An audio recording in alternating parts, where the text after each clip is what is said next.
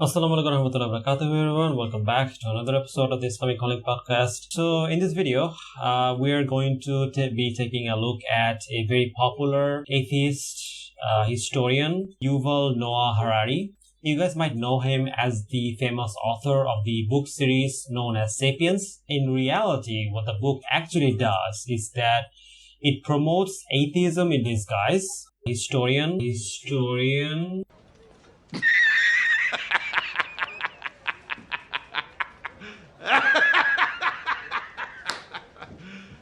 You serious? So apparently, according to some article, this guy has a net worth of $1 to $5 million. So this guy is very rich, or at least wealthy to some extent. From the sound of it, it sounds like he's like this, genius author, like this genius historian, right? So let's see what he has to say, right? Let's see what he has to say about religion, about God. So do you believe in God? No. Okay, so you don't believe in God. The word is problematic. There are two kinds of gods in the world. And people tend to mix them. There is one God, the mystery God, about which we know nothing. And like people ask, who started the Big Bang? Or how did life start? And all the things that science doesn't know, people say, oh, this is God. And this is a mysterious God. The chief characteristic of the mysterious God is that we know nothing about him, or her, or it, and I'm perfectly happy with this God. Then there is a completely opposite kind of God, the concrete lawgiver God. And about this God, we know far too much. We know exactly what this God thinks about female fashion, about human sexuality, about who should you vote on election, everything. And it's like a magic trick that you have a magician that tries to fool you, shows you one card, and then you don't notice it changes the card to some other card. So it's the same with God. When you ask people about God, they say, oh, it's a big mystery, and we don't know, and science can't explain this and that. Okay. And somehow they then switch gods and say, and because of this, women should put a hat on their head, and two men shouldn't have sex with one another, and two men shouldn't have sex with one another. I am gay. I have sex with men. So at first he says that, there's this magic trick that like theist pulls. So basically he's saying that, people always use these type of arguments and then say that, that means that this is my God and this is the commandments of those God, right? But this is a complete misrepresentation, okay? This is a strawman argument fallacy, because this is not what theists or apologists do at all, actually, because they don't argue like this. So basically what they do is that they try to make some kind of philosophical argument to prove a type of God exists, and then they follow that up with why their particular religion is true, right? That's how it goes. It doesn't go like, oh, this type of God exists, therefore that must mean my religion is true, which doesn't follow. And most apologists that is of any note will not do that, because it doesn't follow. What follows instead is that now that you've quote-unquote proven that God exists, you now have to prove that your religion or your particular religion is true. And once you've done both, then you can say that people should follow this guidance, right? And that's usually what people do. They don't jump like this. And you should vote for this party or that party. And this is the dangerous trick. And this is the God in which I don't believe. I think that if there is a force responsible for the great mystery of life and the universe and the black holes and the galaxies, I don't think he really cares about female dress code.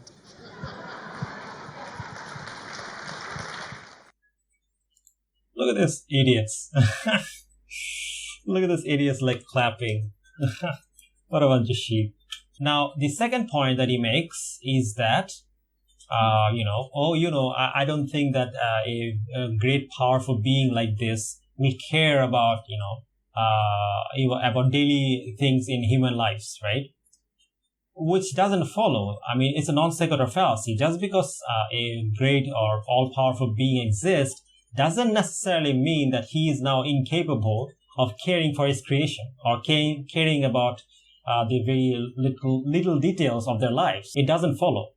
I mean, there's no contradiction between someone being very powerful versus them caring about very little things. Okay, like for example, he could be the most powerful man in the world, or the most powerful general in the world, or the most powerful king in the world, and then you can still care about very small details of your of people you care about, right? Like for example, let's say that you're like the most powerful king in the world, and you deal with a lot of complex topics like warfare, economy, politics, and all this, like very extremely complicated stuff. Then when you go home, you advise your daughters about why they shouldn't eat too much sweet, and why they should avoid wearing like provocative clothes, and etc., right? There's no contradiction between these two things, right? Is this the purpose of life, Is this the purpose of life? as you see it? Well, I think that the key to a good life is to be able to observe reality as it is. To really what is the truth about myself and about the world, without running away to all kinds of fantasies and stories and fictions.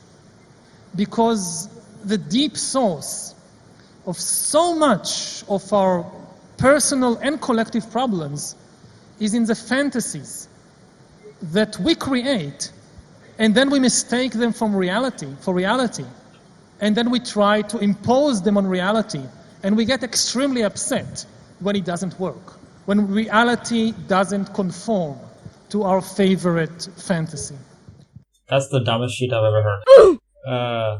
Okay, so here basically Harari is committing the begging the question fallacy, right? So begging the question is a type of circular reasoning fallacy where you just assume one of your premises without any logical justification, right?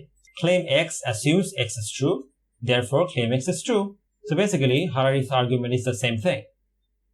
Harari assumes that religion is a fantasy, and then he follows that up with, therefore you cannot impose fantasy in the real world, right? But obviously it's a fallacy, it's fallacious, it doesn't follow. Because, I mean, Harari just assumed that religion is a fantasy. I mean, what makes him think it's a fantasy? Right? And that's exactly the point. I mean, like, he just assumed that religion is fantasy without giving any logical justification for it, or any type of intellectual reason for it, right?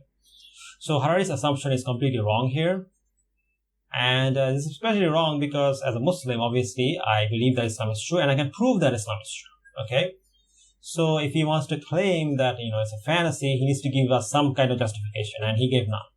And I think if you can observe to some degree reality as it is, you won't just be a much better person, but you will probably be a much more peaceful and happy person. He says that not believing in religion is going to make you happier, which is false. It is absolutely false, because there are many studies that shows that actually religious people are much more happier than non-religious people. There is one study on peer research by Joey Marshall which shows that religious people are happier than non-religious people. For example, it says the following: studies have often created religion with making people healthier, happier, and more engaged in their communities. But are religiously active people better off than those who are religiously inactive or those with no religious affiliation? The short answer is that there is some evidence that religious participation does make a difference in some, but not all, of these areas, according to a new Pew Research Center report that looks at survey data from the United States and more than 2,000 other countries. Actively religious people are more likely than their less religious peers to describe themselves as very happy. In about half of the countries surveyed, sometimes the gap are striking. In the US, for instance, 36% of the actively religious describe themselves as very happy, compared to 25% of the inactively religious and 25% of the unaffiliated. Notable happiness gaps among these groups also exist in Japan, Australia, and Germany. Now, there's another study which was published in ResearchGate by Professor of Psychology Ahmed M. Abdel Khalek, and this one is about Muslims. He says the same thing. He says in a study, indeed, several Arabic studies using mainly Muslim participants have found similar results showing positive association between SWB, which is subjective wellness being or subjective well-being, and religiosity, as well as life satisfaction and religiosity. Evidence have included that those who are Algerian, Egyptian, Kuwaiti, Lebanese, Palestinian, Saudi, and Qatari have included adolescents, college students, as well as middle-aged personnel. In addition, similar results showing positive relation was seen for life satisfaction and religiosity. Okay, as it was described earlier in this chapter, satisfaction with life has a very high status among Muslim believers because it is related to fate or destiny. The belief in the fate or destiny is fundamental creed in Islam. Replicating the result with Muslim participants who are non-Arab, Suhail and Chaudhary recorded 1,000 Pakistani Muslims and found that religious affiliation was among the better predictor of SWB. In addition, another study used a sample of 495 Muslims students from Algeria. The result indicates that religious belief and religious altruism significantly contribute in providing subjects with meaning in life. Nevertheless, a hierarchical regression analysis show that only religious belief makes significant contribution in both satisfaction with life skill and personal well-being. Index. Again, using a non-Arab sample of Muslims, Jamal al-Badawi studied 325 Muslim immigrants in North America and found that religiosity was significantly and positively correlated with happiness in life. So yeah, Harari is completely wrong. There are countless studies just like this one that shows that actually religious people are happier than non-religious people. So when he said that, if you're non-religious or less religious, then you're going to be more happy, is absolutely false. I think that we are not going to have a lot of fights here, as you can see. But I completely agree. War is natural, murder is natural, rape is natural, it's all bad. So and you can't get morality and ethics out of the laws of nature.